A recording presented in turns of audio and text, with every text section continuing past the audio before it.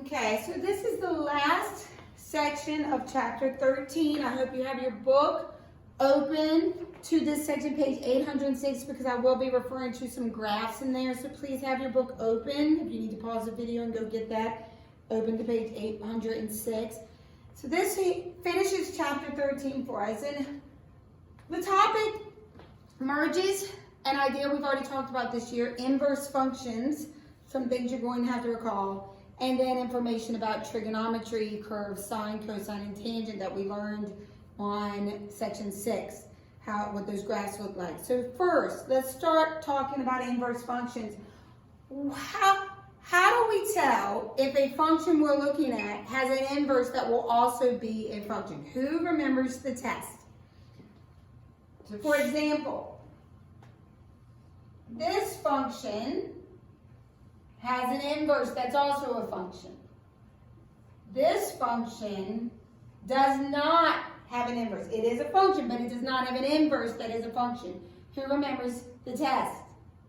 That's right, it's the horizontal line test. This fails the horizontal line test, which means if we create its inverse, the inverse will not be a function. The inverse will fail the vertical line test, which we don't want. So for trig functions, if we think about the sine curve we learned yesterday, or whenever you watch the section 6 video, that as we move through our angles, we're going to use radians, so pi over 2, pi, 3 pi over 2, 2 pi, negative pi over 2. Sine of 0 is what? What does sine of 0 equal? Who's learned that? Sine of 0 equals 0. That's right, it's the y coordinate. And then as I go to 90 degrees, sine of 90 degrees gives us 1, or pi over 2. Sine of pi gives us 0. Sine of 3 pi over 2 gives us negative 1. And we learned that this is called a periodic function, which means it keeps repeating this pattern. Well, if I asked you, does the sine curve have an inverse that's also a function, what would your answer be? No, because it would fail the horizontal line test. So in order for us to have an inverse to work with for sine, cosine, and then we're going to also learn tangent, we have to restrict the domain of this sine curve. And we create a curve that only supplies for us our principal values. Well, as we know, as we go around this unit circle, our values go from 0, this is for sine, from 0 to 1 to 0 to negative 1 to 0 to 1. In between, we've got 1/2, we've got root 2 over 2, we've got root 3 over 2, we've got 1, then we have root 3 over 2, root 2 over 2, 1/2, 0, then negative 1/2. So we've got negative root 2 over 2, negative root 3 over 2, and we have the values from 0 to 1, and then we also have the values from 0 to negative 1.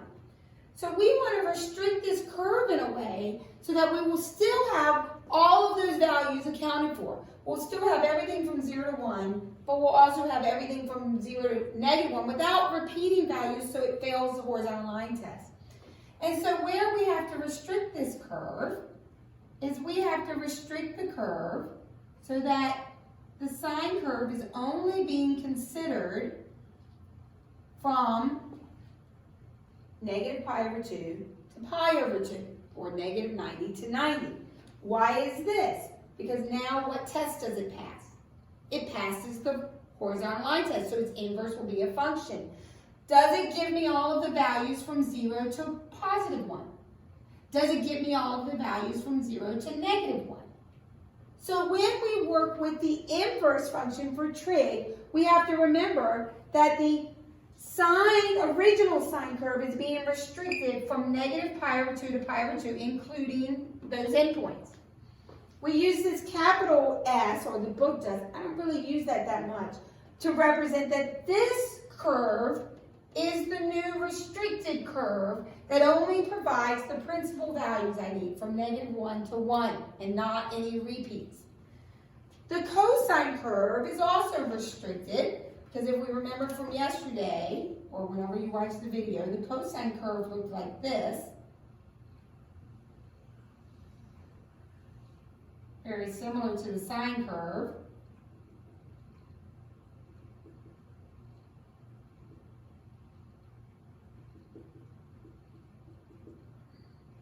So we started at 1 and then worked our way through the curve. But should we restrict this the same way sine is restricted? From negative pi over 2 to pi over 2? Well, let's look at that. If we restrict it from here to here, will it pass the horizontal line test? No, it will fail. Right there, it'll hit twice. So we need to restrict it in a way that gives me negative and positive answers and has no repeats. So it passes the horizontal line test. So cosine is going to get restricted from 0 to pi. So that now, when we draw the horizontal line, it passes the horizontal line test. So its inverse will be a function. So y equals cosine x. The principal curve is defined as the original cosine curve restricted from 0 to pi. And then the tangent curve, which we haven't learned yet, also has to be restricted, and its restriction is going to be the same as sine. So in order to have an inverse, the original tangent curve, which we will learn how to, well, I'll go ahead and show you the original tangent curve. The original tangent curve looks like this. We have asymptotes at negative pi over 2 and pi over 2, because if you remember, that's where tangent is undefined when we go around the unit circle, and the curve looks like this, and then it repeats itself. So we restrict it, erase everything from negative pi to pi over 2 so that it passes the horizontal line test. So, and the tangent doesn't include these because tangent is not defined. If we go to tangent of 90 degrees, we do y over x, 1 over 0 is undefined. So we need to remember these restrictions for our inverse function. As we work through it, we always need to have in mind the fact that sine inverse is restricted from negative pi over 2 to pi over 2. Tangent is the same, and cosine is from 0 to pi, so that it passes a horizontal line test. Let me move my notes up some. We've already seen this symbol on our calculator, but the symbol for sine inverse or cosine inverse or tangent inverse has the -1. But there is another way they write it in math textbooks. The pre-calc book especially goes back and forth, and the calculus book, they use arc sine. When you see arc sine or arc cosine or arc tangent, it's another way of writing cosine inverse or tan inverse. These all mean the same. This is just another way to write it, so don't let that confuse you. I personally, when I see arc sine, I immediately rewrite it with sine inverse, sine with the -1, because I like this notation better. If you look on page 807, they did a graph of the sine inverse. Now, how do you make inverse graphs? Who remembers? You switch your x's and y's. So the way they made this graph on page 807 is they took this sine curve and they switched the x's and y's. So right here, the point is pi over 2, 1. So what will be on the inverse graph? 1 pi over 2.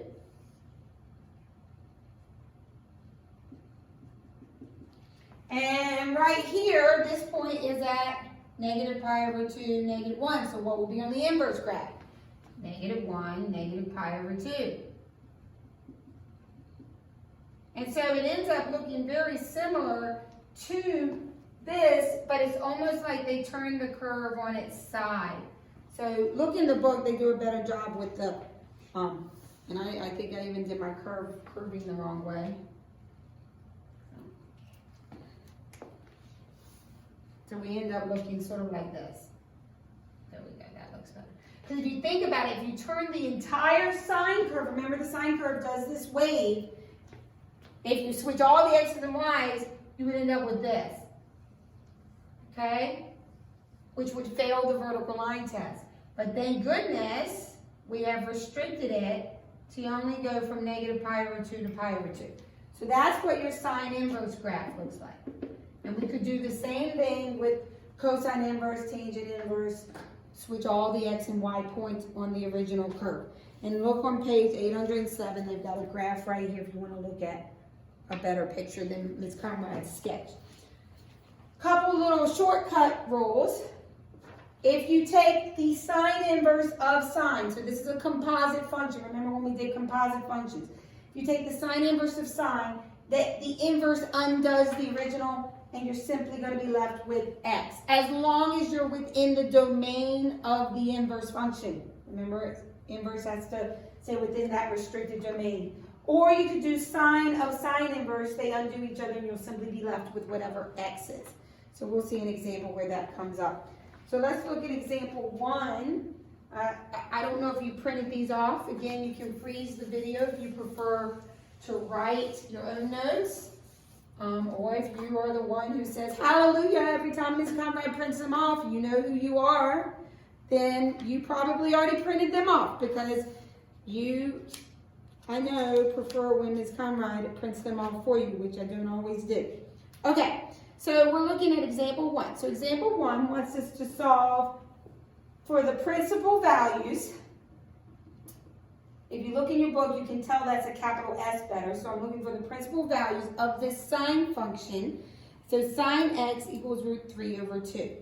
So we are basically doing sine inverse of root 3 over 2. And the purpose of the inverse function is to find the angle. So we're going to figure out what angle gives me root 3 over 2. Well, what do we notice about root 3 over 2?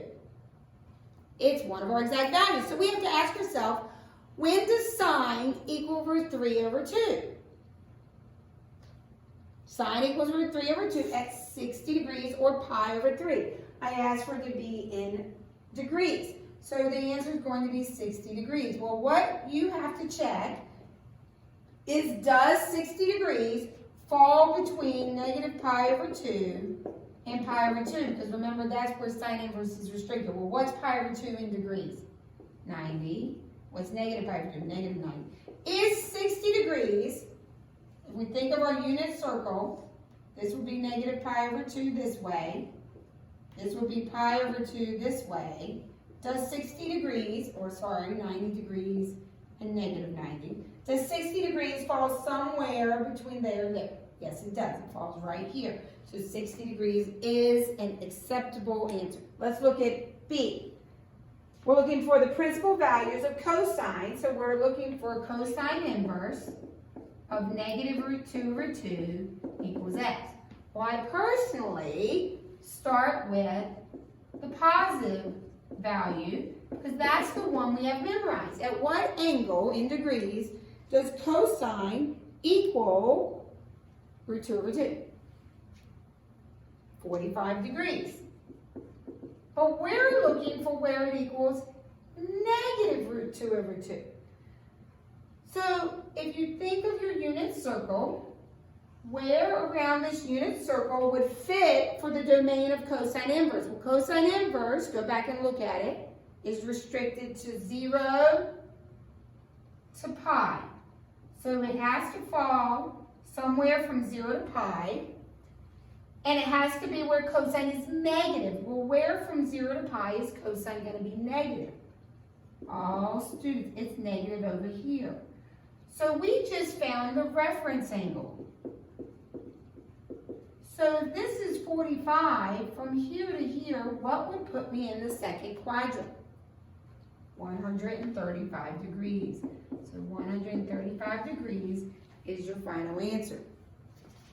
So let's move on to the next page of the notes. And I need to change screens. Okay. We're going to find each value, and we want to write our angle measures in radians this time. So if you work in degrees because you think better with those, that's fine. Just make sure you convert it into a radian answer when you're done because of the directions. I want to do these without a calculator here, and then we'll talk about the ones with the calculator in a second.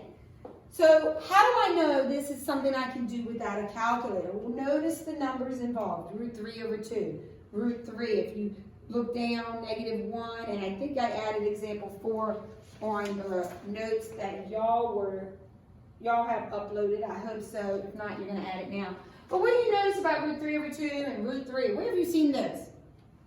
That's right. They're the values you memorized for the last quiz, and you have to have memorized for the test. They're your exact values. So when this says find arc sine of root 3 over 2, arc sine is just another notation for sine inverse. So this is the same as saying find sine inverse of root 3 over 2. They're just asking you to find the angle. At what angle does sine equal root 3 over 2? And at what angle does sine equal root 3 over 2? That's right, it equals root 3 over 2 at the angle 60 degrees. But we want to be in radians, so what is that in radians? Pi over 3. Does pi over 3 fall between the fact that sine inverse has to be between pi over 2 and negative pi over 2? Yes, it does. Good. Because pi over 3 would put me right about there. Tan inverse of root 3. That's the same as saying, or asking yourself, tangent of what angle gives me root 3?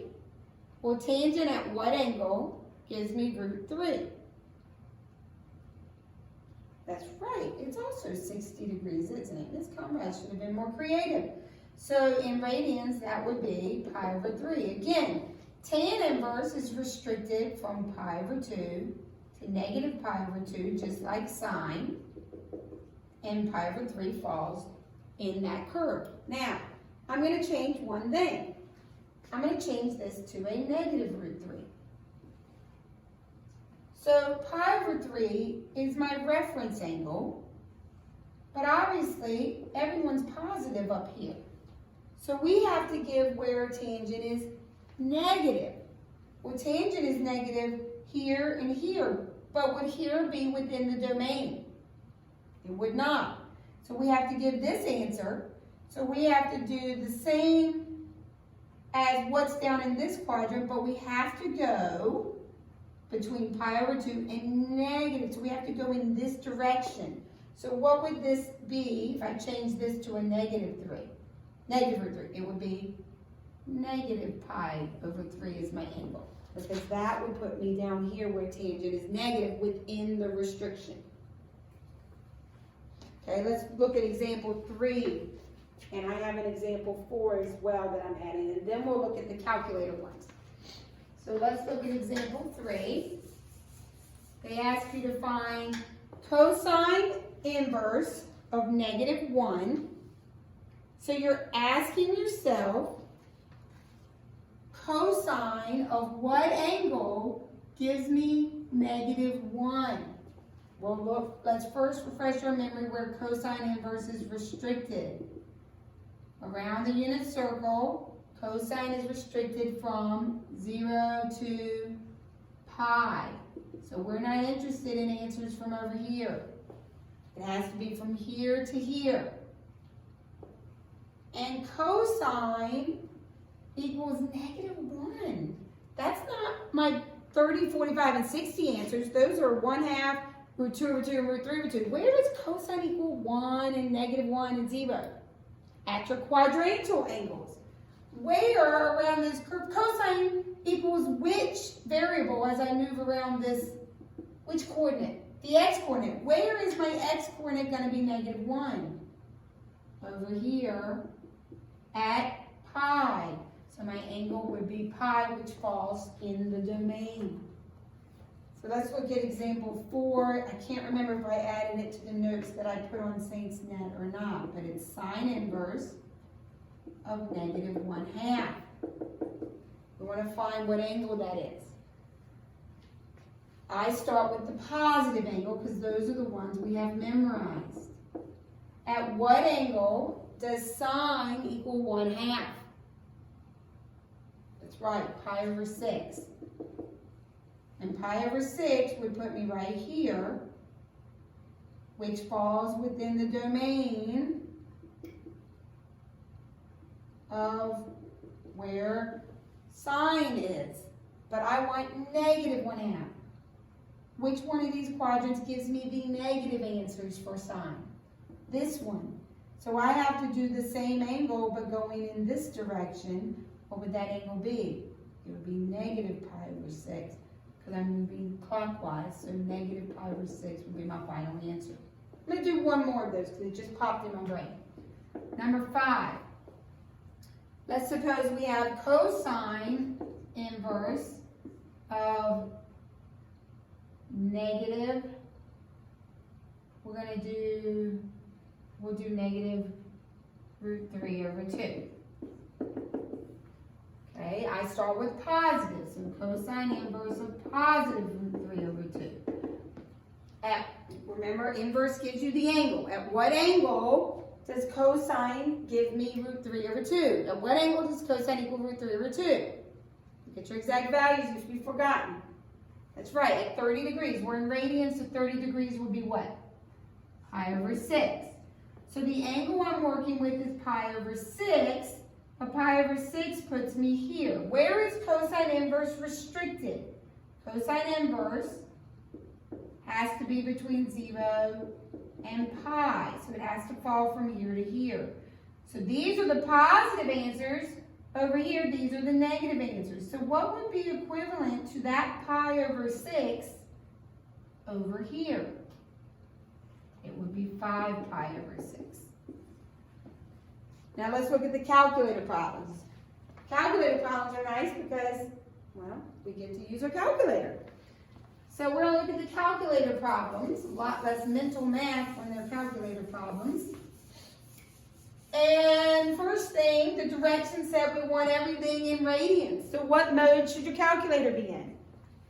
That's right, you need to put yourself in radian mode. So go to your mode button. You see the word radian in degrees. You need to highlight the word radians. And then you can do any trig you want in radians.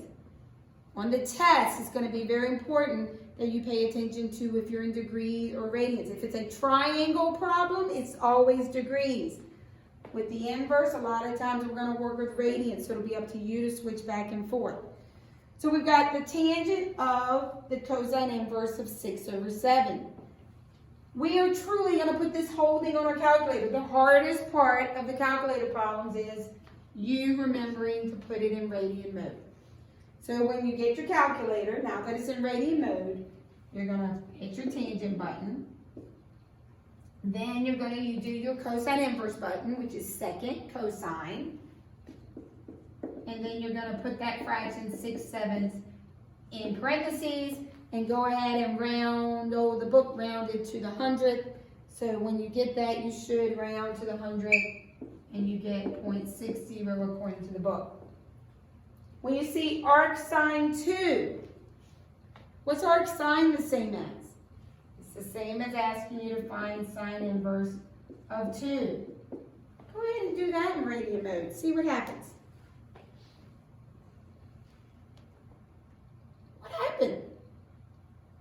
Did you get go to error quit domain?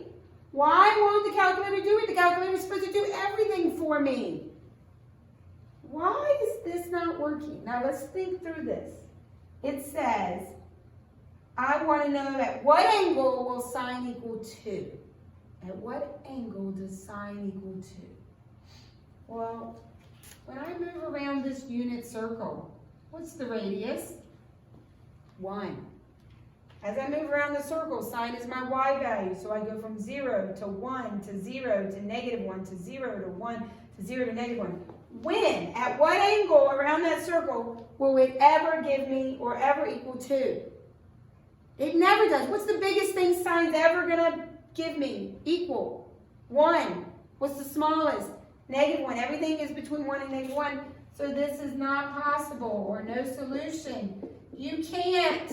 There is no angle. There is no angle. When if I do sine of the angle, it's going to give me 2 because it will never give me anything bigger than 1 or smaller than negative 1. So this will never happen. Good. Look at number 3 for me and tell me what to get with your calculator.